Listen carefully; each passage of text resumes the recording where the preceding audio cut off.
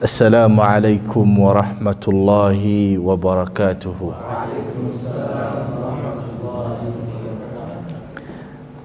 الحمد لله الأول بلا ابتداء والآخر بلا انتهاء، على العرش استوى على الملك احتوى، له ما في السماوات وما في الأرض وما بينهما وما تحت الثرى، يعلم ما في نفسي ولا أعلم ما في نفسه وهو علام الغيوب، وهو أعلم بكم إذ أنشأكم من الأرض وإذ أنتم أجنة في بطون أمهاتكم فلا تزكوا أنفسكم هو أعلم بمن اتقى، ألا يعلم من خلق وهو اللطيف الخبير، وعنده مفاتح الغيب لا يعلمها إلا هو، ويعلم ما في البر والبحر وما تسقط من ورقة إلا يعلمها، ولا حبة في ظلمات البر والبحر ولا رطب ولا يابس إلا في كتاب. أصلي وأسلم وأبارك على هذا النبي الذي تم معناه وصورته ثم اصطفاه حبيبا بالغ النسب. اللهم صل وسلم وبارك وتحنن وتمجد على هذا النبي الذي تم معناه وصورته ثم اصطفاه حبيبا بالغ النسب. أما بعد، أوصي نفسي وأنفسكم بتقواه سبحانه وتعالى، وراقبوه مراقبة من يعلم أنه يسمع ويرى، وتزودوا من دنياكم لآخرتكم فإن خير الزاد التقوى. أحبتي الأفاضل، طبتم وطاب ممشاكم وتبوأتم من الجنة نزلا، وتقبل الله منا ومنكم صالح الأعمال. أما بعد، مكدوا في باترون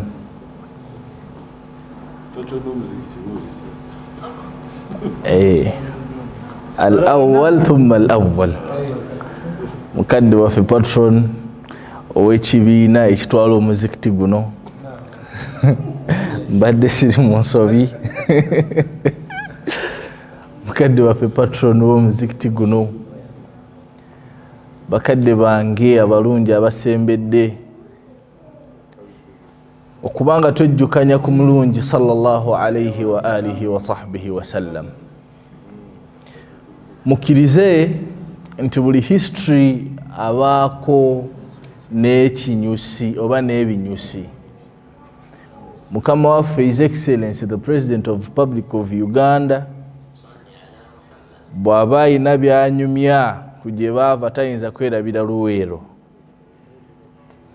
era oba olyawo ng'akaleese. Naye ne mu history w'Obusiraamu tetuyinza kwerabira kiro kino kye tulimu. Nga mu history wa Nujumul Huda bwe tutayinza kwerabira Kawaala. Allahumma salli wa sallim wa barik alayhi. So Nabi Muhammadin sallallahu alayhi wa sallam yayina bingi mu bingi bye yalina, Allahu subhanahu wa ta'ala yamusitula n'amutwala. Ekituufu obudde obumpeereddwa butono tebunzikiriza kuddako mabega yadde okubasimbulira we twakoma, naye gwali mwaka ogwo Nabbi Muhammadin sallallahu alayhi wa sallam eri bannaffe abataaliwo n'afiirwa taata omuto. Wakana lahu sanad wa sanid, Nabi Muhammadin sallallahu alayhi wa sallam ni taata wo mutoyo. He was a protector. Yaliwo okumugaidinga, yaliwo okumudefendinga, yaliwo n'okumulaga ekkubo mwalina okutambulira. Nafa. And he could offer protection wabweru wenju. Teri yali asobola kukwata ku Nabbi Muhammadin sallallahu alayhi wa sallam olw'okubanga baali wawa taata w'omuto ekitiibwa. Allahu subhanahu wa ta'ala mututte. Omwaka gwe gumu Allahu subhanahu wa ta'ala n'ayongera okugezesa Nabbi we Muhammadin sallallahu alayhi wa sallam n'amuggyako omukyala gwe yalina mu bulamu bwe omu bw'ati mu kiseera bwe yamutwalira. Alayhi salatu wassalamu yalumwa n'alaba ng'ensi emufundiridde. Bw'afuluma wabweru buli omu amusekerera amugamba gwe kati oli mulekwa ewaka ne mu kibira. Nabbi Muhammadin sallallahu alayhi wa sallam bwadde ewaka n'atunula ewatuulanga mukwano gwe nga tamulaba, ebintu byonna nga tabitegeera, n'asalawo n'ewaka n'asengukawo n'agenda n'atandika okubeera ewa ssengaawe omuto gwe bayitanga Ummu Hani. Bwe yali akyali mu mbeera eyo alayhi salatu wassalamu, abamanyi batugamba waali wayiseewo emyaka 3, abalala batugamba waali wayiseewo emyaka 2 n'ekitundu, abalala batugamba waali wayiseewo emyezi 6. Alayhi salatu wassalamu alaba omugenyi atali wa bulijjo, n'amujjira n'amugamba nti ekiro kya leero ogenda kubeera mugenyi wa Allahu subhanahu wa ta'ala. Ekitiibwa kyali kya Nabbi Muhammadin sallallahu alayhi wa sallam olunaku olwo. Yeetegeka n'afuna engoye ze ezisinga okubeera nga za ttendo gyali, ezaali zisinga okuba nga zimulabikako bulungi era nga nazo zirabika bulungi. Oba bitegerekese? Nga zirabika bulungi nga n'omwambazi ye kennyini zimulabikako ki? Kubanga amanyi gy'agenda ew'omutanda Allahu subhanahu wa ta'ala. Njagadde kujjayo otegeere lwaki Allahu subhanahu wa ta'ala ategekera Nabbi Muhammadin sallallahu alayhi wa sallam olugendo luno. Ye butya bwe siyinza kukoona ku Addas nga nze Abu Addas. Wama adraka mal Addas, kyekikutegeeza Addas. Nabbi Muhammadin sallallahu alayhi wa sallam nga bwe nkugambye nti embeera ng'emunyize, bw'afuluma bimutabuseeko ne bw'ayingira bikoze ki? Bimutabuseeko. N'agamba kansomookemu ku bigere ngende mpiteko ab'e Taif. Ab'e Taifa Nabbi Muhammadin sallallahu alayhi wa sallam bwe yasembera n'abagamba nti bannange nze Muhammadi nva mu Bakuraishi, taata wange ye gundi, maama wange ye gundi, naye nina kye mbaleetedde. Allahu subhanahu wa ta'ala antumye nga ndi mubaka wammwe mbajje ku bubuze mbateeke ku kkubo ettuufu. Omusajja n'amugamba nti bw'abanga gwe Allahu subhanahu wa ta'ala gw'alonze oli wa bbeeyi nnyo okwogera nange. Owokubiri n'amugamba bw'aba Allahu subhanahu wa ta'ala gwe gw'alonze oli wa bbeeyi okwogera nange ate nze ndi wansi nnyo okwogera naawe. naye bwe kibanga si kituufu ndi waggulu nnyo kuwulira ebigambo byo. Oyo n'atambula n'amuviira. Owokubiri n'amugamba nti ama wajada Allahu ghayrak, mu bantu bonna be tumanyi bakabaka baani Allah subhanahu wa ta'ala agenza okutunuulira nga gwagwanye? Tambula onviire.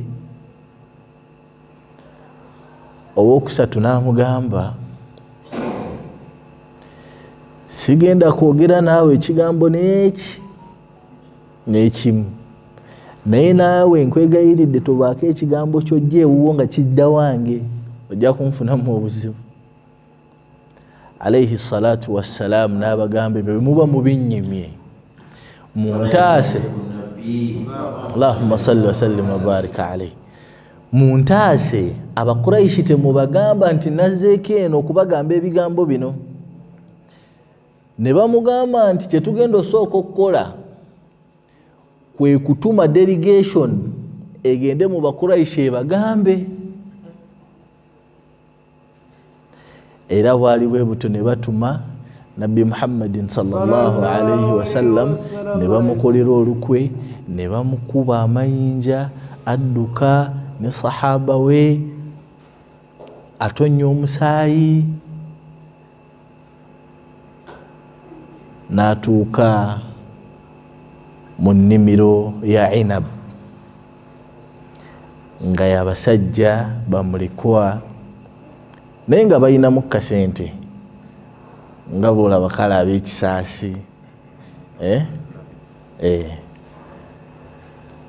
Allahu subhanahu wa ta'ala nga yabaggulirawo.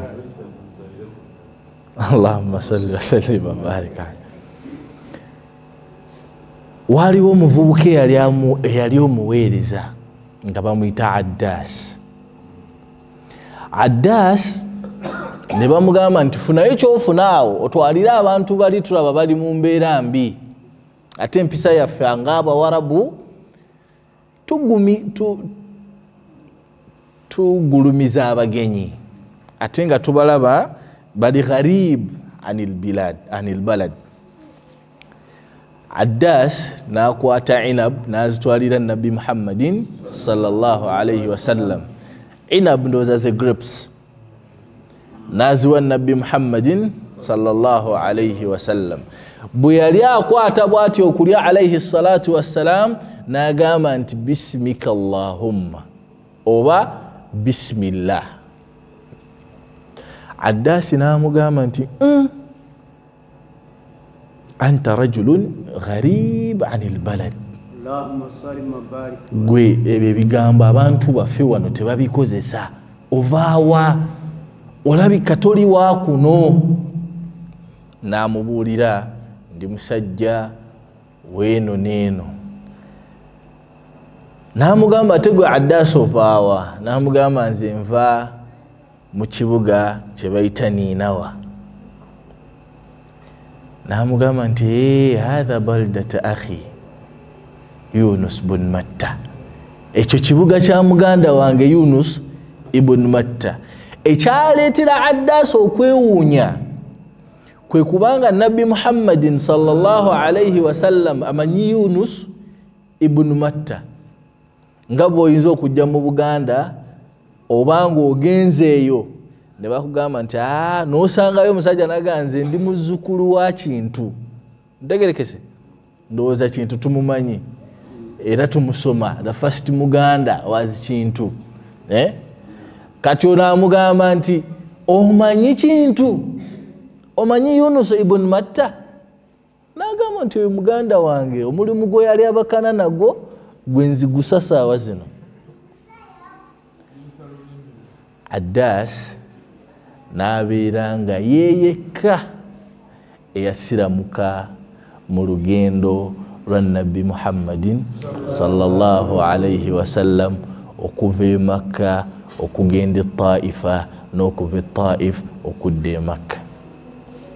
Allahu subhanahu wa ta'ala n'ayagala okugumya omutima gwa Nabbi Muhammadin sallallahu alayhi wa sallam nga nti yadde abo bonna tebasobodde kukkiriza, naye nkuwaddeyo ki?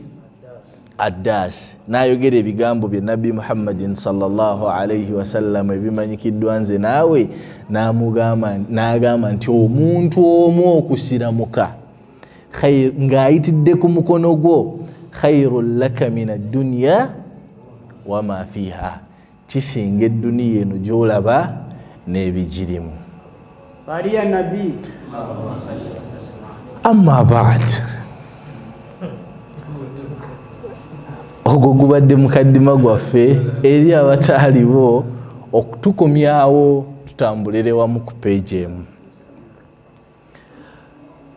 Tukirize nti bakama baffe abatukulembera mu kumanya idha aradu an yatahaddathu an shay arrafu, era bw'oba ng'oyagala okufuna direction entuufu kiba kirungi nnyo n'otegeera kino kye ŋŋenda okutambulirako kye ki, n'osooka okitegeera. Abasajja Abawarabu bwe baakikozesanga baategeezanga ki, ate Obusiraamu bwe bwajja bo bwakikozesa butya. Tugenda kutunuulira ku musomo gwaffe ogwa al-Isra wa fi al-lugha al-Isra wal-I'raj.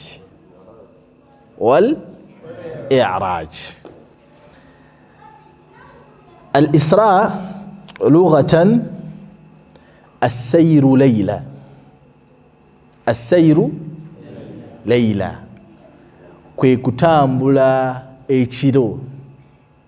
Omuntu bwe yayogeranga ekigambo ekyo mu Bawarabu baategeerangamu nti ono ategeeza kola ki, kutambula kwa kiro, okutambula mu kiro. Ntegeerekese. وفيه قوله سبحانه وتعالى سبحان الذي أسرى. amakulu ga aya eno gakwataganye n'entegeera Abawarabu gye baategeerangamu ekigambo ki Isra'i. Allahu subhanahu wa ta'ala era naye akikozesezza mu perspective y'emu n'agamba nti subhana alladhi asra, yayawukana ebitendo bibye, yemanyi oyo yatambuza omuddu we ekiro. Allahumma salli wa sallim wa barik alayhi. Era Allahu subhanahu wa ta'ala mu aya endala agamba nti wa awhayna ila ummi Musa an asri bi'ibadi layla. Ntegerekese kakati tutegedde ekigambo Isra nti kitegeeza okutambula ekiro mu lulimi Olwarabu. Ma huwa al-mi'raj aw al-i'raj? Ate ekigambo i'raj oba mi'raj bwe kyajjanga mu basajja Abawarabu baakitegeeranga batya? Kubanga njagala tukkirize nti Allahu subhanahu wa ta'ala yalonda olulimi Oluwarabu okulussizaamu ekitabo kye Qur'an, naye nga Qur'an tennakka Abawarabu bayina Oluwarabu era nga bakozesa Oluwarabu. Ntegerekese oba ntegerekese? Abawarabu bayina ebigambo bye bakozesanga era Allahu subhanahu wa ta'ala n'asiima abikozese, naye ebimu n'abirekayo, ebirala n'abyambaza engoye ze yayagala Allahu subhanahu wa ta'ala. Ekyokulabirako nikah, okuwasa. Bwe kyalinga mu basajja Abawarabu edda, okuwasa kwategeezanga bino wammanga: nikahul baghaya, obwamalaya nga nabo babutwalanga ki nga nikah. Nikahul rabt, nga twekwata ekibinja ky'abasajja 10 ne tugenda ne tufuna omukyala waffe era nga webagamba nti Ashirafu nga togira nga nze ndi mu gurupu y'abasamaha era we nga bakola ki nga bamuvaako ntegerekese era bwe bagamba nga nikah nga waliwo gurupu y'abasajja basatu eri ya 10 bano basatu ne bakwata sente ne bagenda ne basasula omukyala waabwe era nga kasita bafunayo akavubuka konna akamutawaanya basooka kwegatta bameka bagende balwanirire haki yaabwe ntegerekese ne wabaawo n'okuwasa nga bwolaba leero bookera n'ogenda ewa taata w'omuwala n'omugamba nzize nakkiriza n'akuwa muwala we ebyo byonna mu Bawarabu kwalinga kuki kuwasa naye obusiraamu bwe bwajja ne bulondamu omuteeko gumu bwe gwalaba nga gwe gugwanye ng'omusajja alina okugenda ewaabe w'omukyala ne bateekawo n'akakwakulizo k'amahale ne bateekawo n'akakwakulizo k'okkuwa ebyo byonna kaakati al-mi'raj kitegeeza ki era Abawarabu bwe bakyogeranga baategeerangamu ki as-su'ud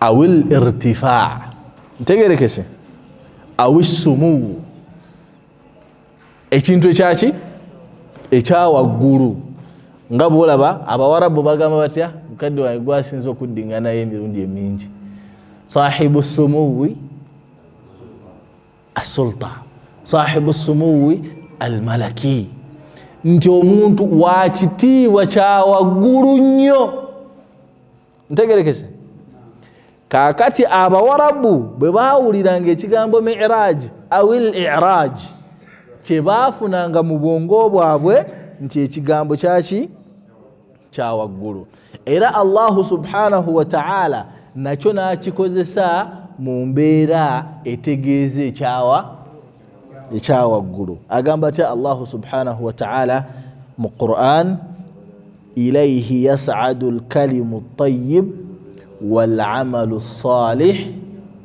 يرفعه صعود إليه يسعد الكلم الطيب والعمل الصالح يرفعه الله سبحانه وتعالى ناغامبا era mu aya endala etujjira y'amakulu ago Allah subhanahu wa ta'ala agamba nti ta'ruju al-malaika تعرج والروح إليه في يوم كان مقداره 50,000 سنة بملائكة بامبكا أوكي سيكا سماح والتفسير ajja kujja ng'ekyo kye kimuleese tutemera aye Allah subhanahu wa ta'ala kiki yali ategeeza mu ekyo bwe tumaze okutegeera ekigambo Isra huwa sayru laylan kwe kutambula ekiro wal mi'raj awil i'raj kye kintu ekyawaggulu kitegeeza mu bintu byaffe byonna bye tugenda okulaba mugenda kubaamu okutambula eddi tugenda kubaamu n'okulaba nga birimu okwambuka birimu ki okwambuka kaakati ate bwo obusiraamu bwe bwajja ne bubigatta ebyo ebibiri oli wakugamba nti Isra wal Mi'raj otegeeramu ki definition yo eyina okutambulira mu kutambula ekiro nga mulimu n'okukola ki n'okwambuka tulabe abamanyi baffe bavuunula batya al-Isra wal-Mi'raj istilahan huwa safaru rasulu sallallahu alayhi wa sallam min Makka ila Bayti al-Maqdis kwe kutambula kwa nabbi waffe Muhammadin sallallahu alayhi wa alihi wa sahbihi wa sallam min Makka ng'ava mu Makka kitegeeza okutambula kwonna kwe yatambula ng'ava Madiina wano tekuli embedded, wano tekuli provided for. Nzikiriza nnyo era nenkakasa nti omuntu bw'abeera ng'afunye definition ebisigadde bijja kwanguwa era ne bebananga nti obudde bwo bugweddeyo nensaba eddakiika 5 nenkubirira bijja kukola ki, bijja kutegeerekeka. That is why I'm laboring so much ku definition yeno fena tuveeyo nga tukoze eki, nga tugitegedde. Kakati lwe lugendo lwa nabbi waffe Muhammadin sallallahu alayhi wasallam lwe yatambula ng'ava e Makka n'agenda ku Baitul Maqdis e Palestine. Ntegeerekese ekiro ng'ali wamu ne Jibril ne Mikail, abo bombi baki bamalayika,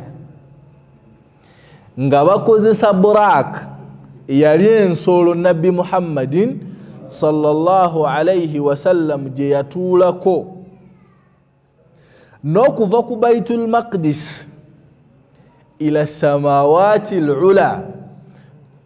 Kakati Isra istilahan mu mateeka ga shariya bwe yajja kye kino kye tutegeeramu kwe kutambula kwa nabbi Muhammadin sallallahu alayhi wasallam kwe yatambula ng'ava e Makka ekiro ng'atambula ne Jibril alayhi salatu wassalam ne Mikail nga bakozesa Burak okuva e Makka okutuuka ku Baitul Maqdis. Ntegeerekese. Ate Mi'raj kwe kutambula kwa nabbi Muhammadin sallallahu alayhi wasallam kwe yatambula ng'akozesa Burak ng'ali ne Jibril alayhi salatu wassalam ne Mikail okuva ku Baitul Maqdis okwambuka ku samawati al-ula mu maguru aga waggulu omusanvu. Ntegeerekese. ila makanin sami'a fihi sarira al-aqlam taktubu aqdar Allah, paka bwe yatuuka mu kifo n'awulira peeni nga ziwandiika okugera kwani kwa Allahu subhanahu wa ta'ala,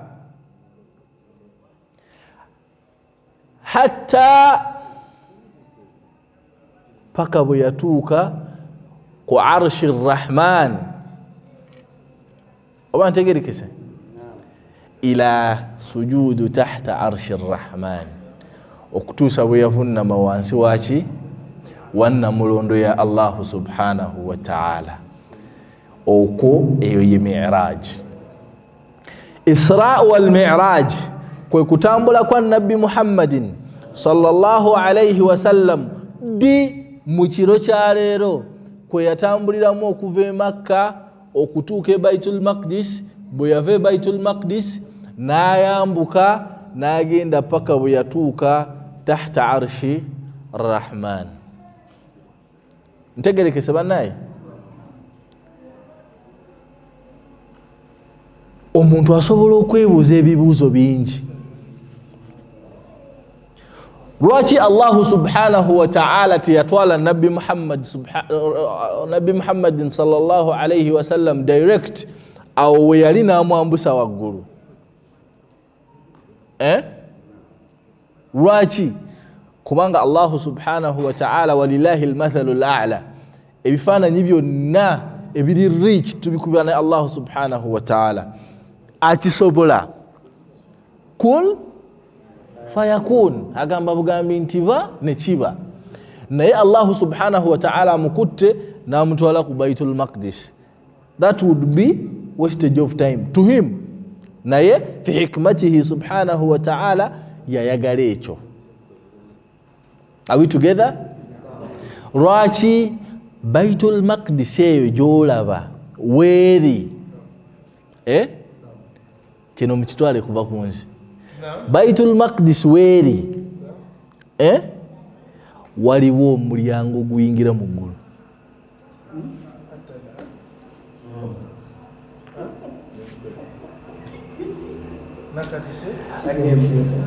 osobola oyitawo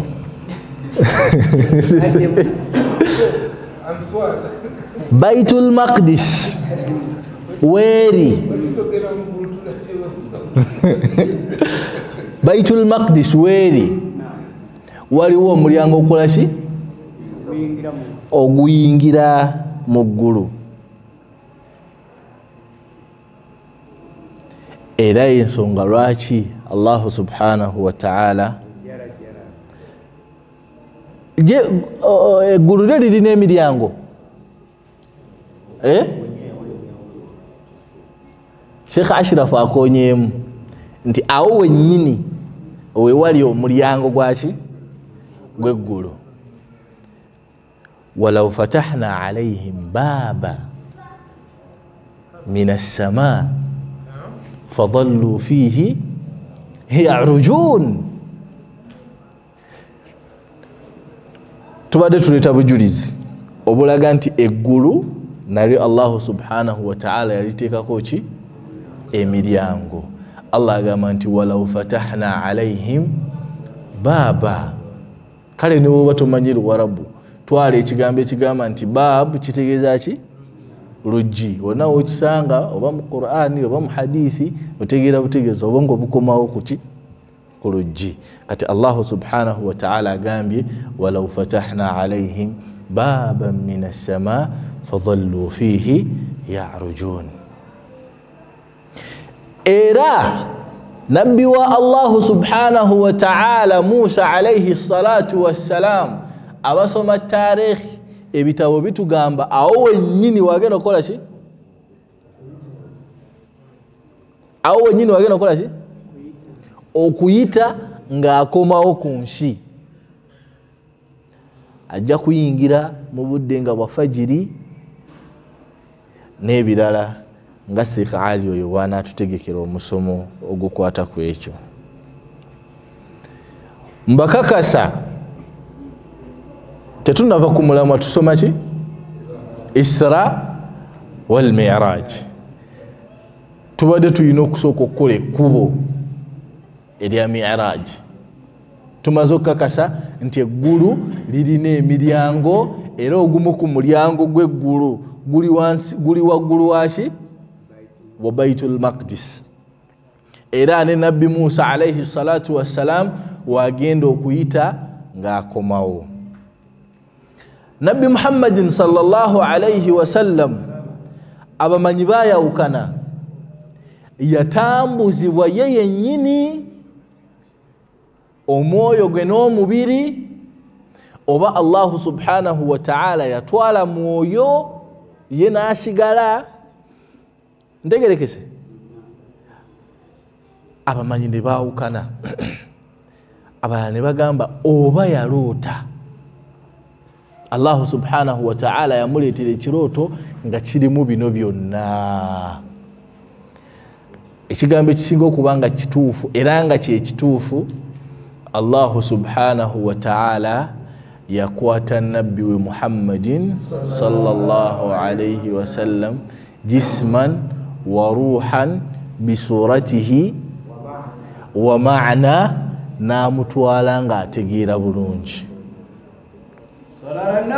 Allahumma salli wa sallim wa barik alayhi aina ebinene aina ebyenjawulo alayhi salatu wassalam naam ye yagenda ko yekka mu ggulu nedda Allah subhanahu wa ta'ala era ayina bannabbi we be yawa ekirabe ekyo n'abatwala mu ggulu ahyaan ghayru amwat nga balamu nga tabasse minhum nabiyullahi Idris alayhi salatu wassalam mubo mulimu nabbi Idris alayhi salatu wassalam Allah mwogera ko atya nagamba nti warafa'nahu makanan aliya netumusitula netumuwa ekifo ekyawaggulu Allah subhanahu wa ta'ala Idris alayhi salatu wassalam ekinsesezza nti njogedde ate era nga ntunuulidde ani Haji Idris kakati yagenda mulamu n'atuuka n'alambula n'agamba Allahu subhanahu wa ta'ala kubyenda byeno erisiddayo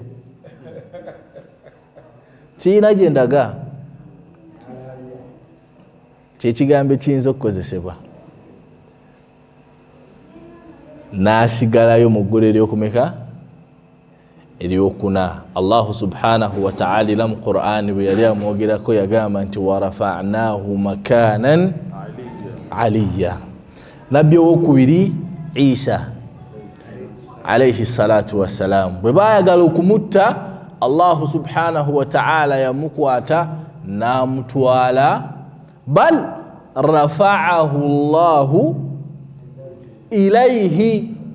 Allahu subhanahu wa ta'ala naye yamutwala nga mulamu gyali.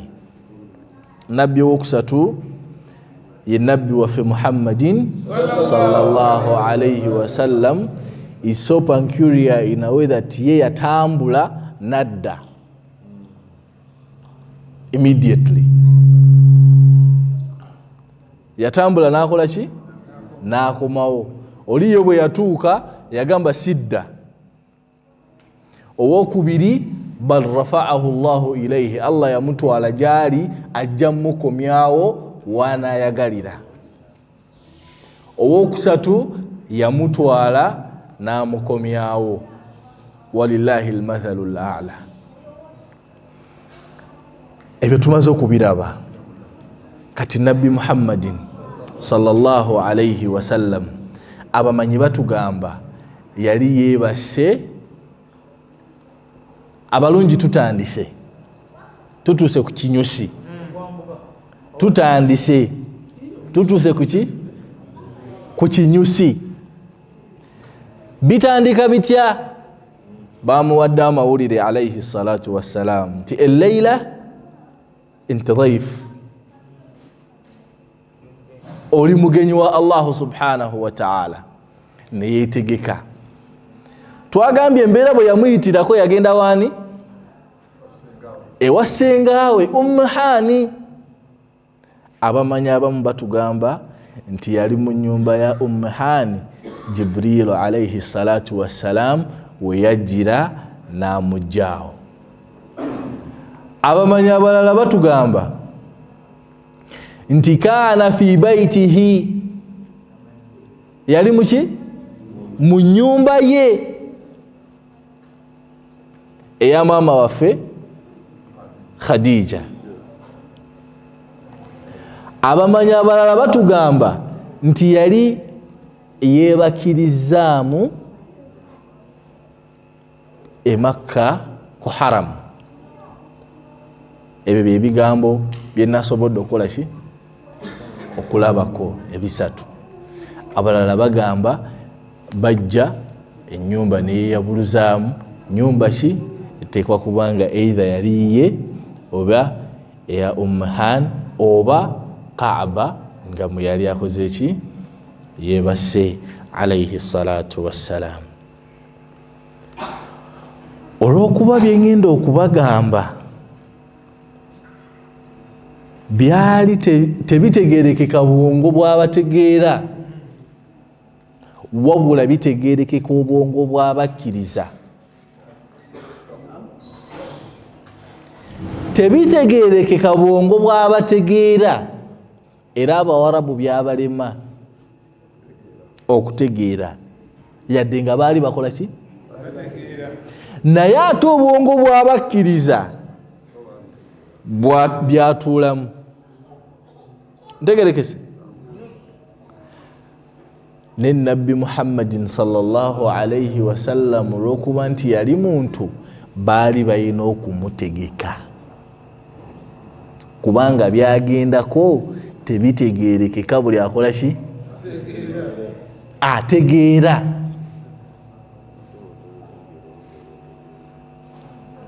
Ntegerekese banaye bamutegeka batya alayhi salatu wassalam. Jibril azze ne Mikail ne bamukwata nabbi Muhammadin sallallahu alayhi wa sallam nga bazze n'ekyombo. Nga bazze neki n'ekyombo. Ekyombo tukimanyi? Ina. Seka Ali gonzaamu. Ebbakuli. Mulia hikman wa imana. Allahu subhanahu wa ta'ala ngajjuzaamu amagezi ag'ekika ekyawaggulu n'okukkiriza okw'ekika ekyawaggulu. Ne bamuteeka wansi ne bamwabuluzaamu ekifuba alayhi salatu wassalam. Why? They are preparing him for a special journey that is going to encounter alayhi salatu wassalam.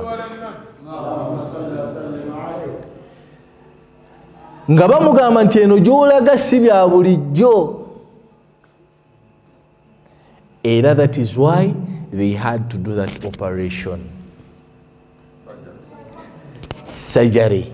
Ne basala omutima guno gubeerenga gusobola okukkiriza mukkiriza naye bamwongeramu kubanga ye agenda kulaba n'amaaso ge. Olaba ffe be banyumiza byadobonkana. Era waliwo n'abasahaba abaali basahaba nga basiraamu amawulire kasita gajja enkeera ne bagamba nti tugumiikiriza ebintu bingi, tugumiikiriza ebintu bingi. Watugamba Allah ali omu ne tuva ku bakatonda baffe 306 ekyo ne tukikukkirizaako. N'otugamba tukole kino otuuse ne ku kino. Abo ne bakola ki? Abo ne bagenda. Kati Allahu subhanahu wa ta'ala ne bamwabuluzaamu ekifuba ne babeera nga bamutegekategeka nga bw'olaba mukadde waffe oba original Ansar bw'aba ayina baatwala e Makka ategeka naga nti Seeka Ashirafu ono mulungi ayina okubeera ku ttiimu. Ate bentwala beetaaga ki? Passport. Ne bw'oba oyagala nnyo nga tolina passport hijjayo ebeera Ntebe.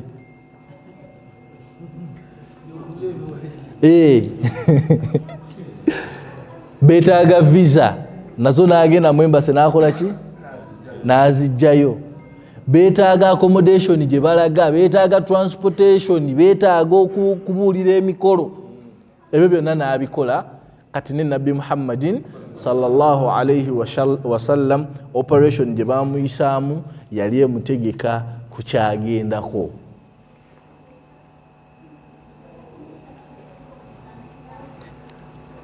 Tugambye nti bamuleetera ensolo gye bayita batya? Brak. Bwe baba bagyogerako batugamba nti duna alhimar wa fawqa albaghl. Baghl banaye eri wansi wa nfalaasi ate tekka wansi kusinga ndogoyi. Ndogoyi ndowooza y'enfalaasi. Donke yenki? Donki yendogoyi.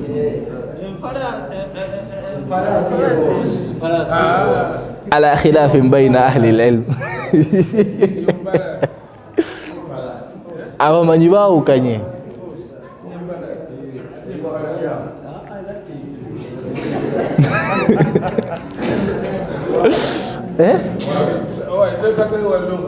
Twetagaye walugha atuyambe.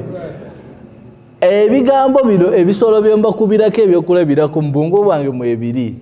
Horse yendogoyi, yembalaasi, ate himar donkey yendogoyi. Kakati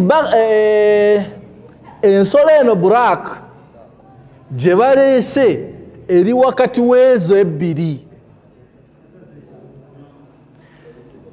Obumpi bwayo tebukka ku eno ate obuwanvu bwayo tebukola ki? Tebusukka mbalaasi. Allahu subhanahu wa ta'ala yagitegeka etambulireko abebbeeyi ab'enjawulo.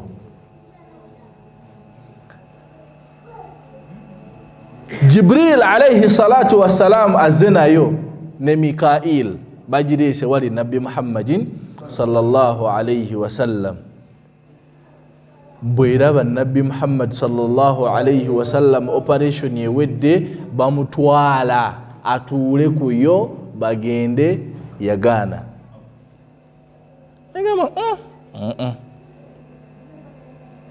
nga bwoyinza okulaba empalasi ng'egaanye nekola nesitula ki. Jibril alayhi salatu wassalam n'agigamba nti owaayi ma rakibaka ahadun ahabbu ila Allah min Muhammadin sallallahu alayhi wasallam. Teriyo wabbeeyi, teriyo agenda kutuulako asinga kwagalwa, asinga kitiibwa wa Allahu subhanahu wa ta'ala ng'oyo gwe weebadalirako. Nekakkana netuuyana olw'okutya ekikola kyekoze eki kyekoze. Alayhi salatu wassalam ebimu ku binsolo ono byerina nti eteeka ekigere kyayo weekubye eriiso. Ntegerekeka? Eteeka ekigere kyayo weekoze eki? Weekubye eriiso.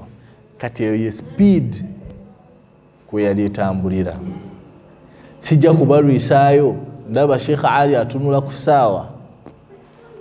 Nabbi Muhammadin sallallahu alayhi wasallam atuuse e Baitul Maqdis. Atuuse wa? Bamuarrikhun abawandisi ba taarikh bayawukana. Abamu batugamba nti awo yatambula straight kuva Makka paka Baitul Maqdis nga talina hawaditha zakoze ki zafunyeewo. Abalala ne batugamba buli point ensolo we yalinnyanga walingawo ensonga. Ntegerekese? Naye nabitegese obudde bunaaba we buli insha Allah nga tutuuseeyo oba omwaka ogujja. Mungu ngakkiriza.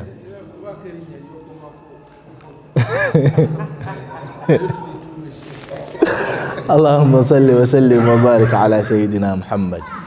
Nabbi Muhammadin sallallahu alayhi wa sallam bazze ne Burak ne batuuka ku Baitul Maqdis. N'akwata akaguwa n'abeera ng'agisiba ku nkondo. Haid Burak. Kaakati abasajja aba Palestine ne bagiyita Haid Makka. Enkondo y'abaaki naye nga iffe tugiyita enkondo yaani ya Burak, eyo asibibwa Burak. Jibril amugamba nti ate okola ki ekyo? N'amugamba nti ffe waffe mu nsi eyaffe nattakhidhu bil asbab, bwe tufulumanga ensolo yezzeeyo mba nkyagenze, naye wano I've secured my what? My interests in it. Kati awo terina gyejja kulaga era nja kukoma nkole ki? Ngisangeewo. Alayhi salatu wassalam n'ayingira omuzikiti fawajada nabiyullahi Musa qaimun yusalli. N'atunuula n'ayingira omuzikiti nga bw'oyinza okuyingiraawo. N'olaba Sheikh Ali Wambete ng'akola ki? Ng'asaala. N'ogamba nti n'omutunuulira n'omwekenneenya n'ogamba nti omusajja ono afaananya abanyankole balayika be bali mu gavumenti. Okay? N'otunuulira Haji n'abaana n'ogamba nti oyo ye afaananya abaki? Abanigeria. N'otunuulira His Excellency ogamba nti ono sahibu sumubul malaki. Okay? Olozze Kawaala ogenda okunyumya by'osanze wa? Kawaala. kati alayhi salatu wassalam ayingidde n'alaba nabiyullahi Musa qaimun yusalli ng'asaala naye bwe yali atunyumiza yatugamba kaannahu rajulun nakhif yali musajja nga potable nga bondaba ndowooza mbulamu kale nga Sheikh Samah ono qaimun yusalli rajulun nakhif musajja mutonotono kaannahu min rijalu shanua ngoyinza okugamba avamu ali ng'afaanana abasajja abava mu kitundu kye bayita ki shanua. N'atunuulira omulala Isa ibn Maryam alayhi salatu wassalam n'agamba nti naye ate oyo bwe ntunudde mu bali wano asinga okumufaanana yani Urwa ibn Mas'ud awafaanana nyani Musa Isa ibn Maryam ntegerekese alayhi salatu wassalam atunyumiza n'agamba nalaba omulala qaimun yusalli nga naye ayimiridde akola ki asaala yani oyo namugamba nti oyo Ibrahim alayhi salatu wassalam n'agamba nti oyo Ibrahim asinga okumufaanana yani yenze anafaanana nnyo jjajjange era bw'otabeerawo n'omiisinga Ibrahim bondaba oba okoze eki oba omulabye alayhi salatu wassalam. Ayeeyongera mu maaso alayhi salatu wassalam n'alaba omusajja nga taseka n'abuuza Jibrilu man hadha oyani Jibril alayhi salatu wassalam n'amugamba nti hadha haznu nar oyo ye mukuumi w'omuliro Malik alayhi salatu wassalam atugamba nti fabada'ani bisalam Malik yakola ki yantoolera salam yantandika nga ntoledde salam nenjiddamu wa alaykum assalam wa rahmatullahi wa barakatuh thumma salla salata ibrahimiyya alayhi salatu wassalam naye nayimirira n'asaala lakabiri eza sala nga nabbi Ibrahim bwe yakola ki bwe yasaalanga kubanga nabbi Ibrahim yayinanga eswala mmeka biri yasaalanga ku makya n'olweggulo ate nga zonna laaka mmeka biri biri kati naye nayimirira n'asaala mu mbeera nabbi Ibrahim alayhi salatu wassalam gye yasaalanga kubanga eswala yaffe eno gye tusaala Allah yali tannaba kugiraalika ku ummati Muhammadin sallallahu alayhi wasallam. Bwe yamala okutoola salaamu alayhi salatu wassalam Ibrahim Jibril n'amugamba nti taqaddam genda mu maaso okole ki osaaze era nabbi Muhammadin sallallahu alayhi wasallam yagenda mu maaso n'asaaza ba anbiya bonna bani banabbi bonna ne bamalaika abasobola okwetaba mu swala eyo. Eswala ebewedde Jibril alayhi salatu wassalam n'amugamba nti kati tufulume. Mu kufuluma n'amuleetera tuziyite glass satu. Eglaasi esooka ng'erimu amata, eglaasi ey'okubiri ng'erimu omwenge. Tekikubeera wala nti ebiseera ebyo omwenge gwali tegunnabeera ki haramu. Eglaasi ey'okusatu ng'erimu ki amazzi kati sawa yakajeeke Jibril ne Mikail bayimiriddawo bamugambye Muhammad sallallahu alayhi wa sallam londako girasi ki emu natunula Allah subhanahu wa ta'ala namutebesa egirasi y'amata namutebesa egirasi yaki nanywa yagenda okulaba nga Jibril ne Mikail bataddeko akamwenyumwenyu salala nabi Allahumma salli wa sallim wa barik alayhi ne bamugamba nti hudita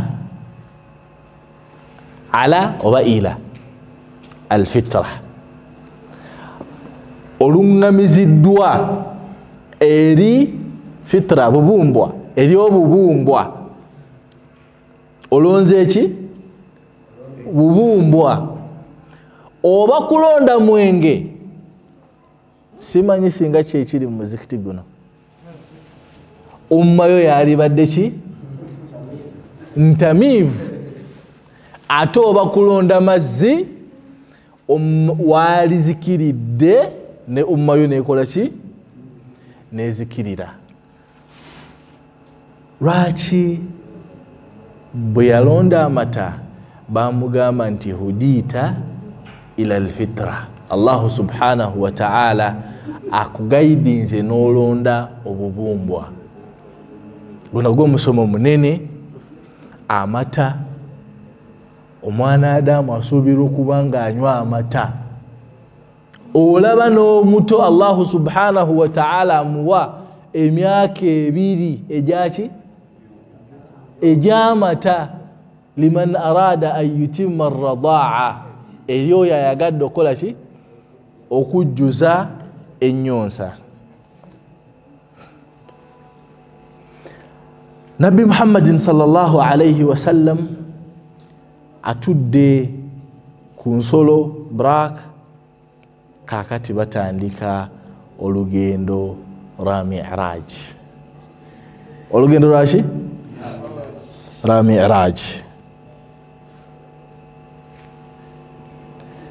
batuuka ku ggulu erisooka Jibril alayhi salatu wassalam nakonkona ezo zonna mpisa ye president w'abamalayika naye olw'okubanga bano bali ku duty they are executing their what their duties ayina konkona kubanga ajja akomawo nga how should I term it bwazze si bwe yagenze ntegerekese bwazze si bwe yakoze ki akomyewo bulala kati alina okutegeeza aba protocol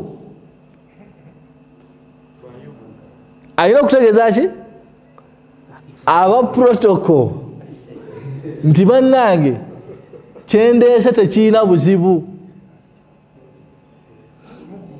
alayhi salatu wassalam atuuse ku ggulu erisooka ne Jibril ne Mikail ne bakonkona ne bamugamba nti ani gw'olina nti nina Nabbi Muhammadin sallallahu alayhi wasallam kituufu tumumanyi naye bamukutumye awakad ursila bamukutumye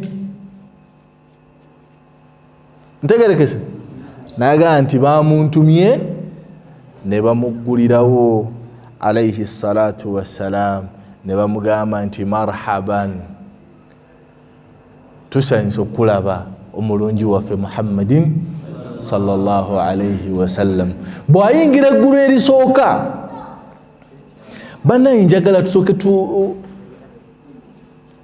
Nabbi Muhammadin sallallahu alayhi wasallam nga sinneerabira kino kankiyiseewo nti bannabbi ab'enjawulo Allahu subhanahu wa ta'ala yajja abatuma mu generations ez'enjawulo okusinziira ku byaliwo era nga byaki byanjawulo. Waliwo generation yali ey'abasawo, Allahu subhanahu wa ta'ala bwe yabasindikira omusawo yasobolanga n'okuzuukiza abakoze eki abafudde biidhinihi. Ntegerekese. Allahu subhanahu wa ta'ala waliwo generation ey'abalogo. Allahu subhanahu wa ta'ala bwe yabasindika mu nabbi yakola ebyobulogo ebisinga ebyabano biidhinihi, obusinga obwabano fima yabudu. Ntegerekese. Kakati alayhi salatu wassalam Allahu subhanahu wa ta'ala yamutuma mu generation nga yakusoma. Nga yaki yakusoma. Technological advancements zijja day in day out. Base kimwanyi we bagendera e Makka n'essaawa zino byanjawulo nnyo. Hati olaba n'abaako mugendayo 2:10 bwe baddayo kati byanjawulo. Abaasomera e Dubai mu bakitaffe bw'aba taddangayo tabeerangako mu Dubai. Ntegerekese. Kakati Allahu subhanahu wa ta'ala alina system gyazimba tutegeere nti ono technology tetuli mutuukako. Yasalunaka ani ruh, Allahu subhanahu wa ta'ala tunabi atuwadde okumanyako ku mwoyo. Tegerekese. Naye wama utitu illa qalil, tetulina kye twaweebwa okuleka akaki akatono. Kakati omuntu ava wano n'agenda e Dubai n'ali ekyemisana n'asula e Uganda. Ba Umaru bino baali tebasobola kubitegeererawo wabula bwali bukkiriza bwe bakola ki bwe baalina. Naye saawa zino jajjaawo ow'ekkumi bwazuukira n'omugamba nti nze okuva wano okutuuka e Masaka kinneetaagisa essaawa 2, asaba Allah n'aganzizaayo. Abaana baayonooneka dda.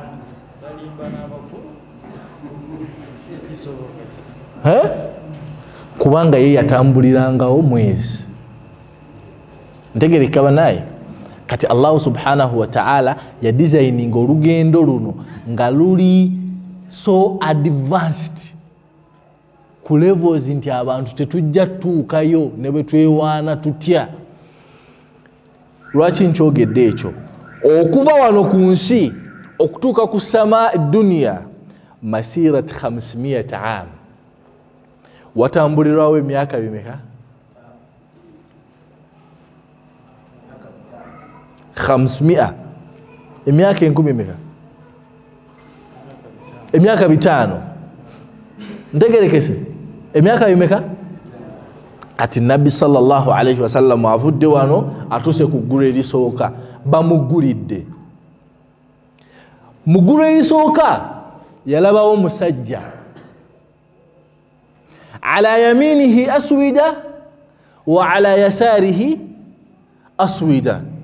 Ku ddyo we waliyo sawadi ekya bbulaaka ne ku kkono waliyo ki? Bw'atunula ku ddyo dhahika asanyuka n'amwenya, bw'atunula ku kkono n'anakuwala. N'abuuza Jibril, man hadha, oyani? N'amugamba nti oyo taatawo Adamu alayhi salatu wassalam. N'amubuuza nti ate bino ebiri ku ddyo we ne ku kkono? N'amugamba nti egyo myoyo gyaki? Gy'abaana be. Bw'atunula ku ddyo abo baana be balongoofu ng'akola ki? Ng'asanyuka kubanga bali ku bubumbwa. Ate bw'atunula ku kkono n'anakuwala kubanga alaba nga bano they went astray. ak'obuzadde kakola ki kajja namutunuulira nabbi Muhammadin sallallahu alayhi wasallam namuwa salam namugamba nti assalamu alaykum namugamba nti marhaban bi ibni salih wa nabiyyu salih nsanyusa okulaba omwana wange omulongoofu ate nabbi omuki omulongoofu munange sikulwise alayhi salatu wassalam era n'atambula olugendo lwa myaka 5 okuva ku ggulu erisooka paka ku ggulu eryokumeka eryokubiri awasanzeewo nabbi wa Allahu subhanahu wa ta'ala Yahya wa Isa alayhim assalam ne bamwaniriza ne bamugamba nti marhaban bi akhi salih wa nabiyyi salih tusanyisa okulaba muganda waffe mu buweereza muganda waffe omulongoofu ate muganda waffe wa akhi wa nabiyyin salih obudde bungoba naye mukama wange nsaba kkirize at least mmale amagulu gano bw'atuuse mu ggulu eryokusatu alayhi salatu wassalam asanzeewo nabiyullahi Yusuf alayhi salatu wassalam n'abuuza ate oyo ani abuuza ani abuuza Jibril alayhi salatu wassalam namugamba nti man hadha namugamba nti hadha nabiyullahi Yusuf naye nabbi bwe yali amunyumyanga amwogerako agamba nti Allahu subhanahu wa ta'ala yamuwa shatlul husn nisful jamal sekitundutundu w'obulungi yenna ali kuki abamanyi ne baawukana abantu abamu ne bagamba nti ogatta obulungi bwaffe fenna ne Addas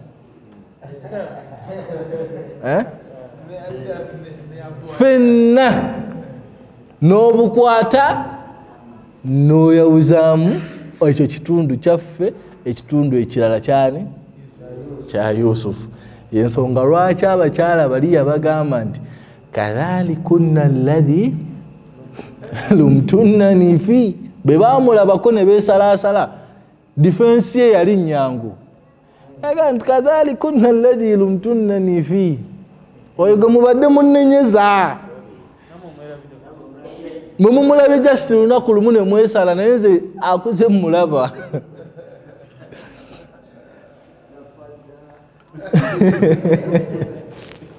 Allahumma salli wa sallim wa barik alayhi eryo ggulu lyakumeka lyakusatu alayhi salatu wassalam ne bamutwala mu ggulu eryokuna eririmu eyalemerayo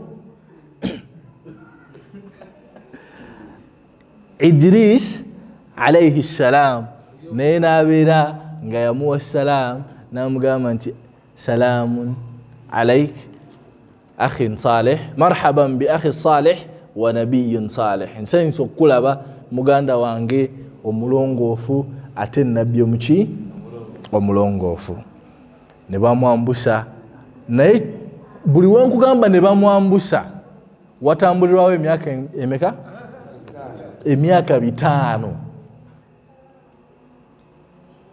ku speed ya light physics ku speed ya ki naam ne batuuka mu ggulu eryokutaano ne basangawo nabiyullahi Harun eryokutaano ne basangawo nabiyullahi Harun era naye n'ayaniriza nnyo nabbi Muhammadin sallallahu alayhi wasallam n'amugamba nti marhaban bi akhi salih wa nabiyyi salih ne bagenda mu ggulu ery'omukaaga ne basangayo nabiyullahi Musa alayhi salatu wassalam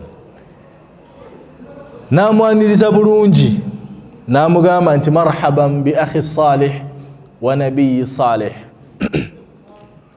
nsanyusa okukulaba muganda wange omulongoofu ate nabbi omuki omulongoofu naye bwe yatambula na fatajawaza n'atambula na ekyokulabirako n'atuukanga ku mulyango guli bagenda okutunula emabega nga nabiyullahi Musa akaaba n'agamba nti mayubki kyekikaabya n'agamba nti hadha gulam oyo muvubuka oyo omuto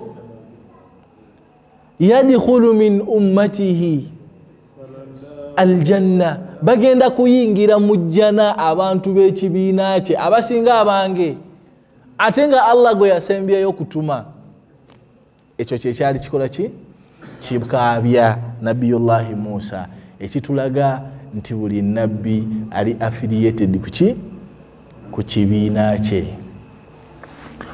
n'ayambuka alayhi salatu wassalam n'atuuka mu ggulu ery'omusanvu n'asangawo nabiyullahi Ibrahim alayhi salatu wassalam musnidan dhahrahu ila albayt alma'mur nga yesigamye ku nyumba oba nga asobodde ku nyumba ya Allah subhanahu wa ta'ala gye bayita baytu alma'mur eri mu ggulu lyakumeka lya musanvu tuyina baytul ma'mur baytul izza ala samai dunya nitubeera ne haramul makk wa buyutullahi subhanahu wa ta'ala thalatha ntegerekese eyo yawaggulu yatuufuhu bamalaika bajetoloola kulla yawm 70,000 7,000 7 what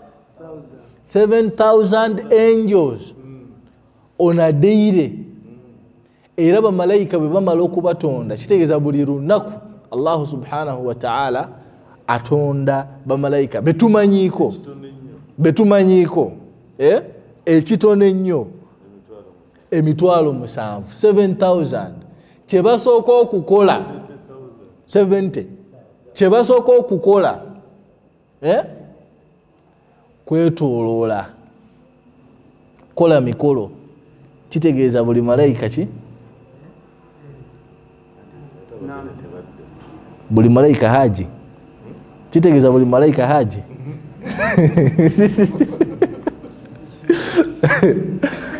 kubanga malayika bwetondebwa bweti ekisooka okukolebwa tawaafu kwetooloola ebigambo bingi era twabadde tubitegese naye olw'obudde ntuuke ku sidratul muntaha kiriza ntuuke ku sidratul muntaha bismillah ekyenjawulo ku buli ggulu dirimu bamalayika ab'enjawulo abatafaanana mu ggulu ddala bamalayika abali mu ggulu erisooka banjawulo ku bamalayika abali mu ggulu eryokumeka eryokubiri bamalayika abali mu lyokubiri banjawulo ku ggulu eryokumeka eryokusatu bwatyo nabbi Muhammadin sallallahu alayhi wasallam ne bamutwala paka ku sidratil muntaha indaha jannatul ma'wa idh yaghsha sidrata ma yaghsha ma zagha al-basar wama tagha laqad ra'a min ayati rabbih al-kubra wano nabbi Muhammad sallallahu alayhi wasallam Allah subhanahu wa ta'ala yamulagirawo obubonero bwe obwenjawulo sidratul muntaha bamanyi batugamba ebiva waggulu bikomaawo ntegerekese ebiva wansi bikoma ku sidratul muntaha ebiva waggulu bitandikiraawo okusatulatinga wansi awo wewali chemistry era Jibril alayhi salatu wassalam bwe yatuukaawo yamugamba nti mukwano gwange kola ki taqaddam namugamba nti ngamba ndagiwa naga taqaddam ndagiwa ino wammwe namugamba nti eno ye end point bwe nsemberayo lutalu mu ne nnyongerako wano nsaanuuka min nuurillah Allahumma jalla jalaaluhu. Naye Nabbi Muhammadin sallallahu alayhi wa sallam bwe yali atunyumiza omuti ogwa sidratul muntaha yagamba nti shajarun yasirru raqib min dhillihi 100 sana wala yaqta'uha. Atambula ekisiikirize ky'omuti guno atambulira emyaka 10 ku speedi ey'ekika ekyawaggulu naye takola ki nga tayimiridde ate n'atamalaayo. Wa idha waraqiha ka adhanul fiyala, ebikoola by'oku muti ogwo biringa boolaba amatu gaki adhanul fiyala, amatu g'enjovu. Ekyokula ky'omuti ogwo kiringa boolaba oguyinja ogunene. Awo we waliwo ofisi z'abamalaika. Mukkirize nange neole ebigambo by'abannabbi bye bakozesa ngambe nti marhaban bi akhi salih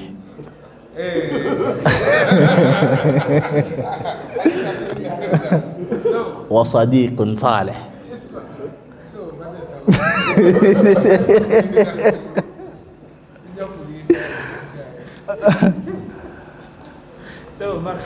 مرحبا بأخي صالح وصديق صالح. أو نيني قصدرة المنتهى قبل نسب الدوان كماو نبي محمد صلى الله عليه وسلم يلباو emigena rivers emiga ena nabuuza Jibril alayhi salatu wassalam nti ate gino namugamba nti naharani fil janna, emiga ebiri giri muki mujjana gireeta ebiri gikola ki gitwala. Gye tumanyiko wano gwe mugga gwaffe gwaki ogwa Nile, namugamba nti an-Nil wal Furat, omugga gwa Nile ne Furat ebiri gikola ki ebiri gireeta ebiri gikola ki ebiri gitwala. Insha Allah bitunaaba tukomyewo omwaka ogujja tojja kugera amannya g'egitwala n'egikola ki n'egireeta. Ate omwaka guno